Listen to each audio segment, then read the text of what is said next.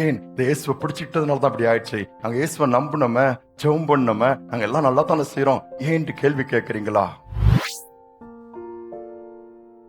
எந்த சூழ்நிலை இருந்தாலும், ஒவ்வொரு சூழ்நிலையிலே கடினமான பாதையில் கடந்து வந்தாலும் அழைத்த தேவன் கூட இருப்பேன் சொல்லுகிறார். ஏனென்றால் நம்மை அழைத்தபடியினாலே அவர் கடைசி வரை நம்மை நடத்தியாக வேண்டும், நடத்துவார்.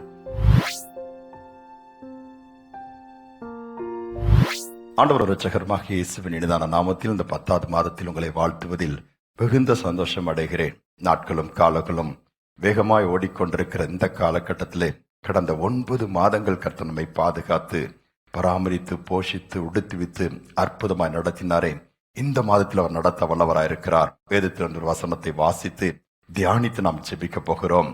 வேதத்திலே 1 கொரிந்தியர் 1ஆம் அதிகாரம் 9ஆம் வசனத்தை நான் வாசிக்கிறேன். தம்முடைய குமாரனும் நம்முடைய கர்த்தருமாய் இருக்கிற இயேசு கிறிஸ்துவுடனே ஐக்கியமாய் இருப்பதற்கு உங்களை அழைத்த தேவன் உண்மையுள்ளவர். நம்மை அழைத்த தேவன் உண்மையுள்ளவர். அதை குறித்து தான் நாம் பார்க்க போகிறோம். ஏனென்றால் நம்முடைய ஆண்டவர் நம்முடைய வாழ்க்கையில் தவறே செய்ய மாட்டார். நாம் தடமாறலாம், தடுமாறலாம், தவறு செய்யலாம், பொய் சொல்லலாம். ஆனால் நம்முடைய ஆண்டவர் அப்படி அல்ல, அழைத்தவர் உண்மையுள்ளவர். 2 காரியங்களை நாம் ஞாபகத்தில் வைத்துக் கொள்ள வேண்டும். ஒன்று, நம்முடைய அழைப்பு. வேதம் அதைத்தான் சொல்லுகிறது, உங்களுடைய அழைப்பை பாருங்கள் என்று வேதம் சொல்லுகிறது. அதே 1 கொரிந்தியர் 1ஆம் அதிகாரத்திலே 26ஆம் வசனத்தை வாசிப்பீங்கன்னா, நம்முடைய அழைப்பை பார்க்க வேண்டுமாம். ஏனென்றால் நாம் அழைக்கப்படும் பொழுது நாம் ஞானிகளாக அல்ல, வல்லவர்களாக அல்ல, பிரபுக்களாக இல்ல, ஞானிகளை வெட்கப்படுத்தும்படியே ஆண்டவர் பைத்தியமானவர்களை தெரிந்து கொண்டார்களாம். பலவான்களை வெட்கப்படுத்தும்படியாய் பலவீனர்களை தெரிந்து கொண்டாராம். மனிதனுடைய பார்வைக்கும் தேவனுடைய பார்வைக்கும் பெரிய வித்தியாசம் இருக்கிறது. மனிதர் பார்க்கிற வண்ணமாய் தேவன் பார்க்க மாட்டார். ஒருவேளை மனிதர் பார்க்கிற வண்ணமாய் பார்த்தால் குறைவுகளை தான் பார்க்க முடியும். நாம் எதற்குமே தகுதியற்றவர்கள், அன்பிட் என்று ஒதுக்கி வைக்கத்தான் நேரிடும். ஆனால் தேவன் குறைவுகளே அல்ல, குறைவான நம்மையும் நிறைவாக்கி பயன்படுத்த முடியுமே என்று அப்படித்தான் பார்க்கிற தேவன். கொஞ்சம் யோசித்து பாருங்கள். இன்னைக்கு ஒருவேளை நெருக்கத்தில் இருக்கலாம், கஷ்டத்தில் இருக்கலாம், குழப்பத்தில் இருக்கலாம், என்ன செய்யறது தெரியலையே, நினைத்தது ஒன்று நடக்கிறது ஒன்று. சிலர் சொல்லுவாங்க, ஏன் எனக்கு மட்டும்தான் அப்படி நடக்குது, என் வாழ்க்கையில தான் அடி மேல் அடி, போராட்டத்தின் மேல் போராட்டம். ஒருவேளை ஆண்டவர் என்னை அழைத்திருப்பார் என்று சொன்னால், ஆண்டவர் என்னை சந்தித்தது உண்மை என்று சொன்னால், ஆண்டவர் என்னோடு கூட இருப்பது உண்மை என்று சொன்னால், இவைகள் எல்லாம் ஏன் சம்பவிக்கிறது? இதை தான் யோசிப்போம். யாக்கோபுடைய வாழ்க்கையை பாருங்கள். நீங்கள் ஆதியாகமத்திலே 28:10 20ஆம் வசனம் வரை வாசிப்பீர்கள் என்று சொன்னால், பெயர்சபாவிலிருந்து ஆரோனுக்கு போய் கொண்டிருக்கிறான். தன்னுடைய அண்ணனுக்கு பயந்து உயிர் தப்பி போகிற நேரம் அது. சூரியன் அஸ்தமித்து விட்டது. ஒரு கல்லை எடுத்து அந்த காட்டுக்குள்ள படுக்கிறான். அது காடு என்ன நடக்கும் என்று தெரியாது. தேவன் அங்கு சொப்பனத்தின் மூலமாய் சந்திக்கிறார், காரியங்களை வெளிப்படுத்துகிறார், உடன்படிக்கை பண்ணி அங்கு அனுப்புகிறார். நீ திரும்பி வர உன்னை பண்ணுவேன், அதுவரை நான் பாதுகாப்பேன், உன்னை நடத்துவேன், நான் சொன்னதை செய்வேன் என்று சொல்லி வாக்கு கொடுக்கிறார். அங்கு போய் ஏராளமான போராட்டங்களை சந்திக்கிறார். திரும்பி வரும் பொழுது கூட அழைப்பை மட்டுமல்ல, அழைத்தவரையும் பார்க்கிறார். இன்னைக்கு அழைப்பையும் பார்க்க வேண்டும், அழைத்தவரை நாம் பார்க்க வேண்டும். சிலர் என்ன பண்ணுகிறார்கள், அழைத்தவரை விட்டு விடுகிறார்கள். நம்மை அழைத்த தேவன் உண்மையுள்ளவர் அல்லவா, அவர் எப்படி கைவிடுவார், சொன்னதை செய்கிறவர் என்று சொல்லி அவர் மேல் நாம் நம்பிக்கை வைக்க வேண்டும் என்று ஆண்டவர் எதிர்பார்க்கிறார். 1 தெசலோனிக்கேயர் 3:3 கர்த்தரோ உண்மையுள்ளவர் என்று வேதம் சொல்லுகிறது. யாக்கோபு என்ன பண்ணுகிறார், திரும்பி வரும்பொழுது திரும்பவும் தன் சகோதரனை சந்திக்கணும். 400 பேரோடு எதிர்கொண்டு வரும்படியாய் தன்னுடைய சகோதரன் வருகிறான். ஏசா பயந்து விட்டான். எல்லாவற்றையும் அக்கறைப்படுத்தி தனித்து ஆதியாகமம் 32:24 அழைத்தவரோடு கூட அங்கு போராடி கொண்டிருக்கிறான். ஆண்டவரே, நீர் என்னை ஆசீர்வதிக்காவிட்டால் என்னால் ஒண்ணுமே செய்ய முடியாது, எல்லாமே என்னை விட்டு போகிற ஒரு நிலைமை. அங்குதான் அழைத்தவரை நோக்கி பார்க்கிறார். நடந்தது என்ன?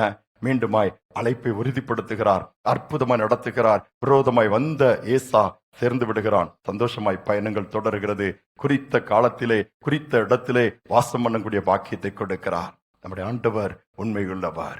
உபாகமம் 32:10 வாசித்தால் நீங்கள் பார்க்கலாம். கர்த்தர் ஒருவரே அவனை நடத்தினார், கண்டுபிடித்தார், உணர்த்தினார், கண்மணியை போல் காத்திரலான்னு சொல்லப்பட்டிருக்கிறதே, நமக்கு செய்வார். கிதியோனுடைய வாழ்க்கை கூட நீங்கள் வேதத்தில் பார்ப்பீர்கள் என்று சொன்னால், நியாயாதிபதியின் புஸ்தகம் 6ஆம் அதிகாரத்தை நீங்கள் வாசிப்பீர்கள் என்று சொன்னால் 14ஆம் வசனத்துல கர்த்தர் கிதியோனை பார்த்து கூப்பிட்டு அனுப்புகிறார். மீதியான கையிலிருந்து என் ஜனங்களை விடுவி, உன்னை அனுப்புகிறவர் நான் அல்லவா.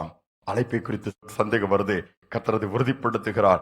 அழைப்பையும் பார்க்கிறான், கர்த்தரையும் பார்க்கிறான். அழைப்பை மறந்து விடவில்லை, கர்த்தரையும் மறந்து விடவில்லை. மீதியானவர்களை முறியடித்து இஸ்ரவேல் ஜனங்களை விடுவிக்கிறார். எவ்வளவு பெரிய தேவன். உங்க வாழ்க்கையில குழப்பத்தில் இருக்கிறீங்களா? எந்தவித சூழ்நிலையிலும் பின் வாங்கிறாதங்க. ஏன் இந்த இயேசுவை பிடிச்சிட்டதுனால தான் அப்படி ஆயிடுச்சு. நாங்க இயேசுவை நம்பினோமே, ஜெபம் பண்ணோமே, நாங்க எல்லாம் நல்லா தானே செய்யறோம், ஏன்ட்டு கேள்வி கேட்கறீங்களா? கேள்வி கேட்க நமக்கு அதிகாரம் இல்லை. ஒருவேளை இன்றைக்கு இருக்கிற சூழ்நிலையை வைத்து நாளை தினத்தை நீங்கள் முடிவு பண்ணி விடாதீர்கள். நாளை தினம் ஆண்டவருடைய கரத்தில் இருக்கிறது. கடந்து போற பாதை கடினமாக இருந்தாலும் என் ஆண்டவருடைய அழைப்பு மாறாது, தெரிந்து கொள்ளுதல் மாறாது. உறுதியா நின்று பாருங்களேன், ஒரு நாள் வரும் உங்களோடு கூட இருந்து அழைத்த அழைப்பையும் அழைத்த தேவனையும் யார் என்பதை மற்றவர்கள் அறிந்து கொள்வார்கள். அந்த விதமாக கர்த்தர் கிரியைகளை நடப்பிக்க ஆரம்பித்து விடுவார். ஒரு அருமையான சகோதரன் ஊழியத்தை செய்து கொண்டிருக்கிறார். 10 ஆண்டுகள் ஓடிவிட்டது. வந்து சில பிரச்சனைகளை சந்திக்கும் பொழுது குழப்பம் வந்து விட்டது. இனி ஊழியத்தை செய்வதா, ஊழியத்தை தொடர்வதா என்பதுதான் குழப்பம். இனி ஆண்டோடைய அழைப்பு இதுதானா? ஆண்டவர் அழைத்தால் ஏன் இவைகள் எல்லாம் சம்பவிக்கிறது? அழைத்த அழைப்பு குறிப்பிட்ட ஒரு ஊழியத்தை செய்வதற்கு, குறிப்பிட்ட இடத்திலே செய்வதற்கு, குறிப்பிட்ட விதமாய் செய்வதற்கானால் காரியங்கள் எல்லாம் விரோதமாக இருக்கிறது என்று சோர்ந்து உட்கார்ந்து விட்டார். ஆண்டோடைய சமூகத்துக்கு போறார். ஆண்டவரே, என்னுடைய அழைப்பு என்னன்னு எனக்கு தெரியல. மீண்டும் சந்தேகம் வந்து விட்டது. இதே ஊழியத்தை தொடர்வதா இல்ல நிறுத்திவிட்டு வேற ஏதாவது செய்வதான்னு சொல்லும்போது ஆவியானவர் பேச ஆரம்பிக்கிறார். நீ போ, குறிப்பிட்ட இடத்தை, அந்த ஒரு பெரிய ஹாலை புக் பண்ணி குறிப்பிட்ட விதத்திலே அந்த ஊழியத்தை நீ ஏற்படுத்த சொல்லும் பொழுது வாய்ப்பே இல்லை. ஆண்டவர் சொல்ல, நீ போய் செய். ஆண்டவர், எப்படி ஜனங்கள் வருவார்கள், எப்படி மீட்டிங்கை நடத்த முடியும்? ஆண்டவர் அதோடு மட்டுமல்ல, குறிப்பிட்ட தேவனுடைய தாசனையும் காண்பித்து அவரை நீ ஊழியத்திற்கு கூப்பிடு. அவரை ஈஸியா ரீச் பண்ண முடியாது. கூப்பிட்டால் எப்படி வருவார்? நான் நடத்துவேன், அப்பொழுது என்னுடைய அழைப்பு என்ன என்பதை புரிந்து கொள்வாய். ஜெபிக்கிறார். அதற்கு பெரிய அமௌண்ட் தேவைப்படுகிறது. இவர் கையில் 300 ரூபாய் தான் இருக்கிறது. என்ன செய்வது? ஆனால் ஆண்டவர் சொல்லிவிட்டார் என்று சொல்லி அழைத்தவர் உண்மையுள்ளவர் சொல்லி காரியங்களை செய்ய ஆரம்பிக்கிறார். எல்லோரும் கேள்வி பண்ணாங்க, இந்த மாதிரி கூட்டத்தெல்லாம் யாருப்பா வருவா, யாருப்பா அப்படி நடத்தினதுக்கு உனக்கு அனுபவம் இல்லப்பான்னு சொல்லி பலர் உதாசீனப்படுத்துறாங்க. பலர் அவனை சோர்ந்து போக பண்ணால் அந்த சகோதரன் சோர்ந்து போகவில்லை. உறுதியாய் நின்று ஆண்டோட வார்த்தை பிடித்துக் கொண்டு அவனோடு உள்ள சகோதரன் சேர்ந்து இணைந்து செபித்து ஆண்டவர் வெளிப்படுத்தினபடியெல்லாம் காரியங்களை செய்கிறார்கள். குறித்த நாள் வரும்பொழுது தேவன் தடைகளை உடைத்து திரளான பிள்ளைகளை கொண்டு வந்து அந்த ஊழியரையும் கொண்டு வந்து மகிமையாய் கிரியைகளை நடப்பித்தார். மகிமையான காரியங்களை ஜனங்கள் பார்த்தார்கள். தேவனுடைய நாமம் மகிமைப்பட்டது. அப்படிந்த உடனே உட்கார்ந்து ஆண்டவரே நன்றி சொல்லும் போது ஆண்டவர் சொன்னாராம், இப்போதாவது என்ற அழைப்பை நீ புரிந்து கொள்கிறாய் அல்லவா? நீ தொடர்ந்து போய் செய். சோர்ந்து போகாதே, பின்னிட்டு பார்க்காதே, மற்றவர்களை பார்க்காதே, என்னை பார், என்னுடைய அழைப்பை பார், அதை நிறைவேற்று. நான் எப்பொழுதும் உனக்கு உண்மையுள்ளவனாகத்தான் இருப்பேன். என்னால் பொய் சொல்ல மனிதன் அல்ல. பாகமம் 23:19 அதுதான் சொல்கிறது, மனமாற பண்ணு புத்திரன் அல்ல. சொன்னதை செய்யாதிருப்பேனோ, வசனித்ததை நிறைவேற்றாதிருப்பேனோ. என் ஆண்டவர் சொன்னால் சொன்னது தான், திட்டம் பண்ணால் திட்டம் பண்ணிதான் நிறைவேற்றுவா.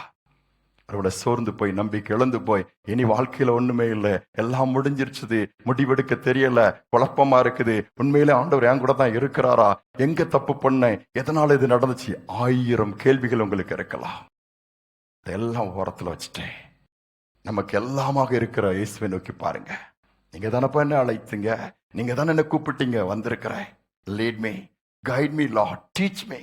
நடத்துங்க, போதீங்க, எனக்கு உதவி செய்யுங்கன்னு சொல்லி கேட்டு பாருங்க. உதவி செய்வாரு. அழைத்தவர் உண்மையுள்ளவர். இந்த மாதம் அதை தான் செய்ய போகிறார். எந்த சூழ்நிலை இருந்தாலும், ஒவ்வொரு சூழ்நிலையிலே கடினமான பாதையில் கடந்து வந்தாலும் அழைத்த தேவன் கூட இருப்பேன் சொல்லுகிறார். ஏனென்றால் நம்மை அழைத்தபடியினாலே அவர் கடைசி வரை நம்மை நடத்தியாக வேண்டும். நடத்துவார். அழைத்த தேவனை நோக்கி பார்ப்போமா? கண்களை மூடி ஜெபிப்போம். அன்பின் தேவனே, இந்த புதிய மாதத்துக்குள்ள எங்களை கொண்டு வந்த கிருபைக்காக நன்றியப்பா. கடந்த மாதங்கள் எல்லாம் நீர் பாதுகாத்தீர், பராமரித்தீர். இந்த மாதத்திலும் உம்மை நோக்கி பார்க்கும்படியாக ஒரு வாய்ப்பை கொடுத்திருக்கீங்கப்பா. உடைய அழைப்பை நோக்கி பார்க்கிறோம். எங்களை தெரிந்து கொண்டது, இந்த உலகத்திலிருந்து பிரித்தெடுத்ததை, எங்களை முத்தரித்து உமக்கண்டு ஏற்படுத்தினதை, நிலைநிறுத்தினதை நாங்க நினைச்சு பார்க்கிறோம்ப்பா. ஒரு பெரிய வேலைக்கு எங்களை கூப்பிட்டு இருக்கிறீங்கப்பா, அதற்காக ஸ்தோத்திரம். இதை கேட்டுக்கொண்டிருக்கிற பிள்ளைகள் ஒருவேளை சோர்ந்து போயிருக்கலாம், நம்பிக்கலந்து போயிருக்கலாம், இந்த மாதம் எப்படி இருக்குமோ தெரியலேன்னு சொல்லி அங்கலாய்க்கலாம். தைரியப்படுத்தி வலது கரத்தை பிடிச்சி பயப்படாதே, நான் துணை நிற்கிறேன்னு சொல்லுங்கப்பா. ஒவ்வொரு நாளும் நீங்க கூட இருங்க, காரியங்களை வெளிப்படுத்துங்க, பாதுகாத்துக் கொள்ளுங்க. ஒவ்வொரு நாளும் கிருபை உண்டாகட்டும், இரக்கம் உண்டாகட்டும், நன்மை உண்டாகட்டும். பலப்படுத்தி பெரிய காரியங்களை செய்வீராக. தாழ்த்தி ஒப்புக் கொடுக்கிறேன். துதிகனமை ஏற்றுக்கொள்ளும் இயேசுவின் நாமத்தில் பிதாவே, ஆமேன், ஆமேன். அழைத்த தேவன் உண்மையுள்ளவராக இருக்கிறார். கடைசி வரை நடத்துவார். இந்த சிந்தனையோடு இந்த மாதத்தை தொடருவோம். கர்த்தர் நம்ம ஒவ்வொருவரையும் ஆசீர்வதிப்பாராக. ஆமென்.